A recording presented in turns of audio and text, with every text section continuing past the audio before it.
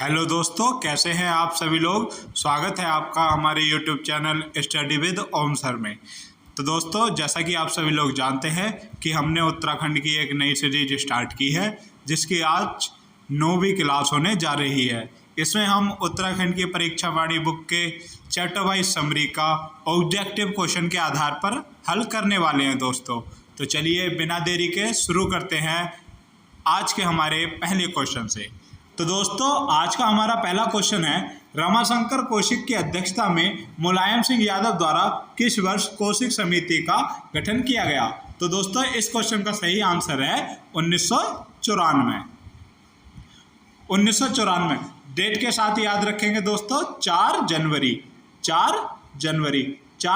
1994 को जो है दोस्तों रमाशंकर कौशिक की अध्यक्षता में उत्तर प्रदेश के तत्कालीन मुख्यमंत्री मुलायम सिंह यादव द्वारा जो है कौशिक समिति का गठन किया गया था। और दोस्तों, रमाशंकर कौशिक उस समय कौन थे। तो दोस्तों, रमाशंकर कौशिक जो थे उस समय वह नगर विकास मंत्री थे। अब बिना देरी के बढ़ते हम अपने अगले क्वेश्चन की तरफ। हमारा अगला क्वेश्चन है दोस्तों, कौशिक समिति की सिफारिशों को स्वीकार कर लेने के पश्चात कितने पहाड़ी जिलों को मिलाकर पृथक उत्तराखंड राज्य के गठन से संबंधित प्रस्ताव को विधानसभा में सर्वसम्मति से पास कर केंद्र को भेजा गया। तो इस क्वेश्चन का सही आंसर है दोस्तों ऑप्शन नंबर ए 8 पृथक पहाड़ी जिलों को मिलाकर जो है दोस्तों उत्तराखंड राज्य के गठन से संबंधित प्रस्ताव को विधानसभा में सर्वसम्मति से पास कर केंद्र सरकार के पास भेजा गया था। और दोस्तों 21 जून 1994, कब दोस्तों 21 जून 1994 को जो है दोस्तों उत्तर प्रदेश के मुख्यमंत्री जो थे मुलायम सिंह यादव द्वारा जो है रमाशंकर कौशिक समिति की सिफारिशों को जो है दोस्तों यादव सरकार द्वारा स्वीकार कर लिया गया था। अब बिना देरी के बढ़ते हम अपने अगले क्वेश्चन की तरफ। हमारा अगला क्वेश्चन है दोस्तों, किस वर्ष विनोद वर्तवाल की अध्यक्षता में एक समिति का गठन किया गया जिसमें समिति को बुद्धिजीवियों गैर राजनीतिक लोगों के विचारों के आधार पर पृथक राज्य की अनिवार्यता पर सुझाव देना था दोस्तों।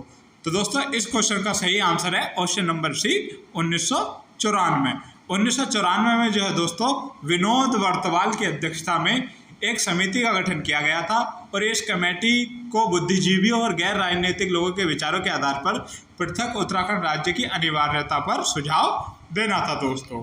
अब बिना देरी के बढ़ते हम अपने अगले क्वेश्चन की तरफ। हमारा अगला क्वेश्चन है दोस्तों, छात्र युवा संघर्ष समिति का गठन किस वर्ष किया गया। तो दोस्तों, छात्र युवा संघर्ष समिति का गठन किस वर्ष किया गया। तो इस क्वेश्चन का सही आंसर है दोस्तों ऑप्शन नंबर सी 1994। 18 सितंबर डेट सहित याद रखेंगे दोस्तों, 18 सितंबर 1994 को जो है दोस्तों छात्र युवा संघर्ष समिति का गठन किया गया था। अब बिना देरी के बढ़ते हम अपने अगले क्वेश्चन की तरफ। हमारा अगला क्वेश्चन रहने वाला है दोस्तों, निम्न में से किस कृत्य को क्रूर शासक की क्रूर साजिश कहकर निंदा हुई थी। तो दोस्तों, इस क्वेश्चन का सही आंसर है दोस्तों रामपुर तिराहा कांड। जो दोस्तों रामपुर तिराहा कांड हुआ था, तिराहा कांड, रामपुर तिराहा कांड की जो निंदा हुई थी वह क्रूर शासक की क्रूर साजिश कहकर जो है निंदा हुई थी दोस्तों। रामपुर तिराहा कहाँ पर स्थित है दोस्तों। तो जिला मुजफ्फरनगर।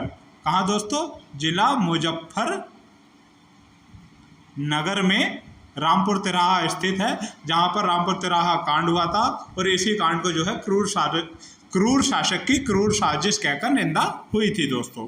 अब बिना देरी के बढ़ते हम अपने अगले क्वेश्चन की तरफ।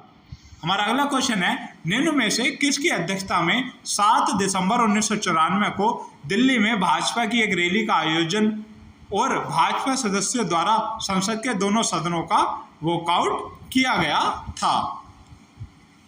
तो दोस्तों, इस क्वेश्चन का सही आंसर है ऑप्शन नंबर ए भुवन चंद खंडूरी। 7 दिसंबर 1994 को जो है दोस्तों उत्तरांचल प्रदेश संघर्ष समिति, क्या दोस्तों, उत्तरांचल प्रदेश संघर्ष समिति के अध्यक्ष व सांसद भुवन चंद्र सिंह खंडूरी के संयोजन में जो है दिल्ली में भाजपा की एक रैली का आयोजन हुआ और भाजपा सदस्यों द्वारा संसद के दोनों सदनों से वॉकआउट किया गया था दोस्तों। अब बिना देरी के बढ़ते हैं हम अपने अगले क्वेश्चन की तरफ। हमारा अगला क्वेश्चन दोस्तों, उत्तरांचल आंदोलन संचालन समिति ने उच्चतम न्यायालय में राष्ट्रपति भवन तक संविधान बचाओ यात्रा किस वर्ष निकाली? तो दोस्तों उत्तरांचल आंदोलन संचालन समिति ने जो है दोस्तों उच्चतम न्यायालय में राष्ट्रपति भवन तक संविधान बचाओ जो यात्रा है वह किस वर्ष निकाली? तो दोस्तों इस क्वेश्चन का सही आंसर है ऑप्शन नंबर ए 1995। डेट सहित याद रखेंगे दोस्तों 25 जनवरी 1995 को जो है दोस्तों उत्तरांचल आंदोलन संचालन समिति ने जो है उच्चतम न्यायालय से राष्ट्रपति भवन तक संविधान बचाओ यात्रा निकाली थी दोस्तों। अब बिना देरी के बढ़ते हम अपने अगले क्वेश्चन की तरफ। हमारा अगला क्वेश्चन है दोस्तों, किस वर्ष तत्कालीन प्रधानमंत्री HD देवगौड़ा ने उत्तराखंड राज्य निर्माण करने की घोषणा की?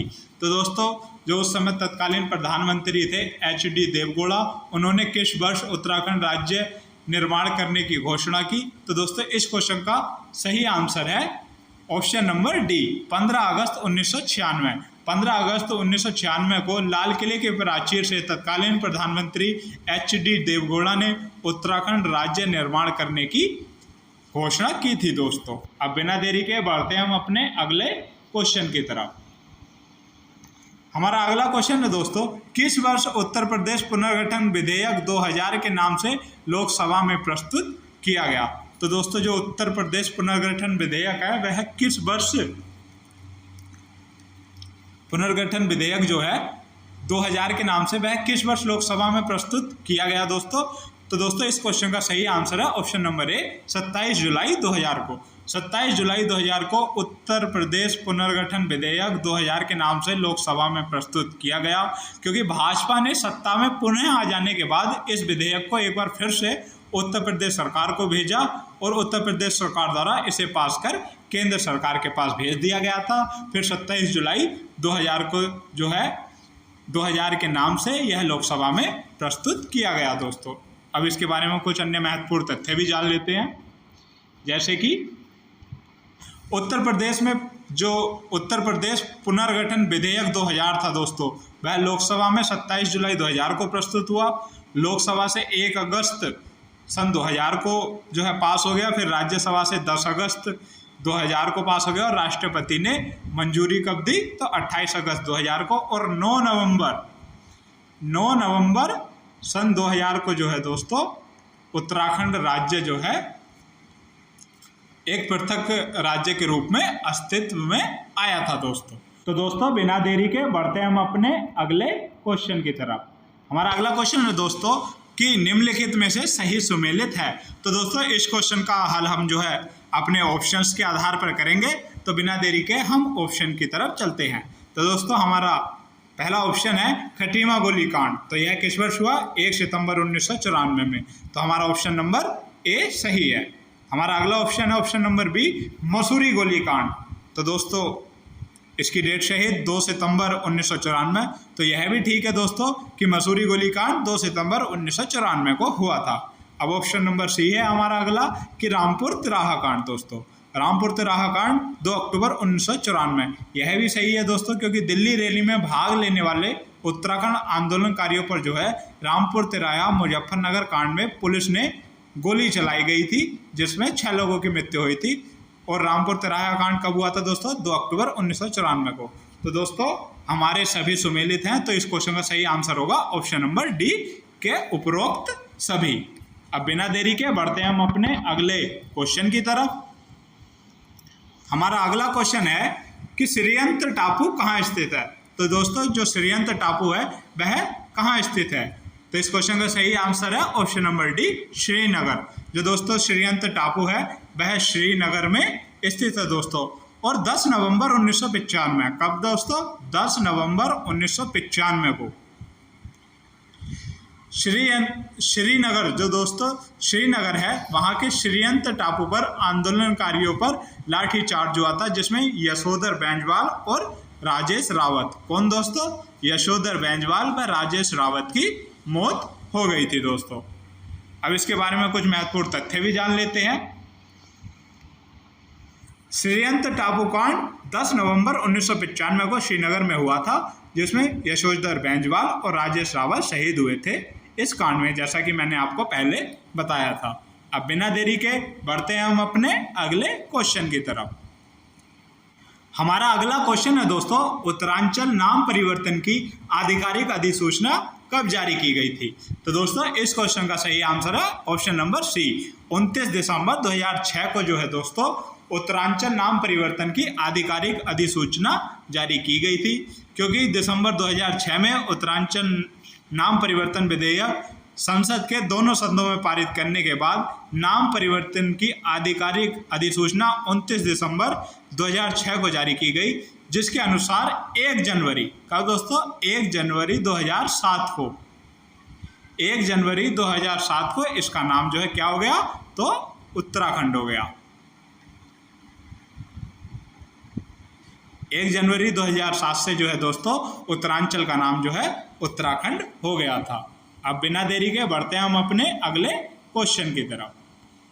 तो दोस्तों हमारा अगला क्वेश्चन है, निम्न में से सही सुमेलित नहीं है। तो दोस्तों हम अपने ऑप्शन के आधार पर यह तय करेंगे कि इनमें से कौन सा आंसर सही सुमेलित नहीं है। तो दोस्तों option number A, Uttarakhand Mukti Morcha, इसमें उत्तराखंड मुक्ति मोर्चा की स्थापना दे रखी है 1970। तो दोस्तों हमारा ऑप्शन नंबर ए सही सुमेलित नहीं है, क्योंकि उत्तराखंड मुक्ति मोर्चा की जो स्थापना की गई थी दोस्तों वह कब की गई थी? तो दोस्तों वामपंथी धारा से जुड़े लोगों ने जो है जनवरी 1991 में, कब दोस्तों? जनवरी 1991 में उत्तराखंड मुक्ति मोर्चा का गठन किया या उसकी स्थापना की। तो दोस्तों हमारा ऑप्शन नंबर ए सही सुमेलित नहीं है। बाकी हम दूसरे ऑप्शन भी चेक कर लेते हैं, जैसे कि हमारा ऑप्शन नंबर बी है कि उत्तराखंड जो संयुक्त उत्तराखंड राज्य मोर्चा है उसका गठन कब हुआ? तो वह भी 1994 में उसका गठन हुआ, अप्रैल 1994 दोस्तों। और किसने किया? बहादुर राम टमटा ने जो है संयुक्त उत्तराखंड राज्य मोर्चा का गठन किया था। ऑप्शन नंबर सी है उत्तराखंड छात्र युवा संघर्ष समिति। तो दोस्तों 18 सितंबर 1994 को उत्तराखंड छात्र युवा संघर्ष समिति का गठन हुआ था। तो हमारा ऑप्शन नंबर सी भी ठीक है। और दोस्तों ऑप्शन नंबर डी, उत्तराखंड संयुक्त संघर्ष समिति 1989। तो दोस्तों उत्तराखंड संयुक्त संघर्ष समिति का गठन भी 1989 में जो है किया गया था। अब बिना देरी के बढ़ते हैं हम अपने अगले क्वेश्चन की तरफ। हमारा अगला क्वेश्चन है, किस वर्ष गढ़वाल विश्वविद्यालय के मीडिया सेंटर द्वारा कराए गए सर्वेक्षण में 80% जनता की राय गैरसैंण को राजधानी बनाने की थी? तो दोस्तों किस वर्ष जो है गढ़वाल विश्वविद्यालय के मीडिया सेंटर द्वारा एक सर्वेक्षण कराया गया, जिसमें 80% जनता की राय जो थी गैरसैंण को राजधानी बनाने की थी? तो दोस्तों इस क्वेश्चन का सही आंसर है ऑप्शन नंबर ए, 1998। 1998 में दोस्तों गढ़वाल विश्वविद्यालय के मीडिया सेंटर द्वारा कराए गए सर्वेक्षण में 80% जनता की राय गैरसैंण को राजधानी बनाने की थी। अब बिना देरी के बढ़ते हैं हम अपने अगले क्वेश्चन की तरफ।